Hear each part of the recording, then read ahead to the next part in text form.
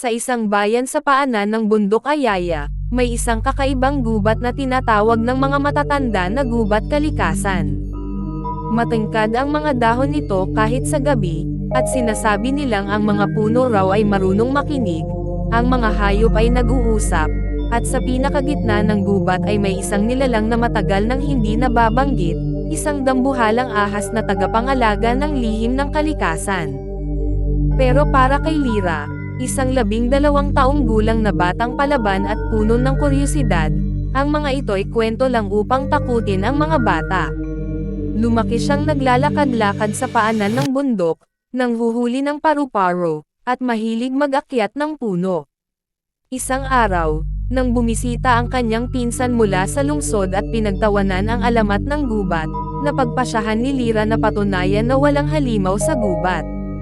Makikita mo, wala akong matatagpuan kundi unggoy, ibon, at baka isang bayawak, sabi ni Lyra. Kinabukasan, maaga siyang nagpaalam at pumasok sa gubat dala ang kanyang maliit na backpack, compass, at isang lumang mapa ng gubat na minanapa sa kanyang lolo.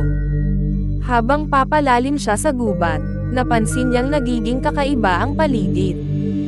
Ang mga puno ay tila mas malalaki kaysa dati, ang mga bulaklak ay may kulay na hindi pa niya nakikita, kulay bughaw na parang apoy. Sa kalagitnaan ng kanyang paglalakad, nakakita siya ng napakalaking bakas ng gumagapang na nilalang, kasinlaki ng troso, at kumikintab sa araw. Hindi ito pangkaraniwang bakas ng ahas. Sinundan niya ito. Ilang oras ang lumipas at siya'y narating sa isang parte ng gubat na tila hindi na nararating ng araw. Madilim, malamig, at nakakatindig balahibo ang katahimikan. Bigla, sihik, isang tunog ng paggapang sa tuyong dahon. Mabilis siyang tumalikod pero wala siyang nakita. Maya-maya pa'y nakaramdam siya ng kakaibang lamig sa kanyang batok. Lyra, isang bulong sa kanyang isip. Hindi mula sa kanyang paligid, kundi sa loob ng kanyang ulo. Bago siya makatakbo, may 2 pulang mata ang lumitaw mula sa anino. Isang dambuhalang ahas, kasing haba ng 5 bos, at ang balat nito'y kumikislap na parang ginto. Hindi ito sumisigaw. Hindi ito gumagalaw ng marahas. Pero ang kanyang presensya, nakakatakot at makapangyarihan. Bakit ka nandito, anak ng tao? Tanong ng ahas. Hindi ito lugar para sa mayabang at mapanghusga. Halos hindi makasagot si Lyra. Ngunit sa halip na tumakbo, pinilit niyang huminga ng malalim at tumayo ng tuwid. Hindi ako nandito para manira. Gusto ko lang malaman kung totoo ka. Nagulat ang dambuhalang ahas, na nagpakilalang sambuwit, ang huling tagapangalaga ng gubat kalikasan. Marami raw ang sumubok pumasok sa gitna ng gubat. Karamihan ay hindi na nakalabas. Ngunit si Lyra ay may kakaibang puso, matapang, pero hindi mapanira. Dinala siya ni Sambuwit sa isang kuwebo sa ilalim ng punong balete na mas matanda pa raw sa kasaysayan ng bayan nila.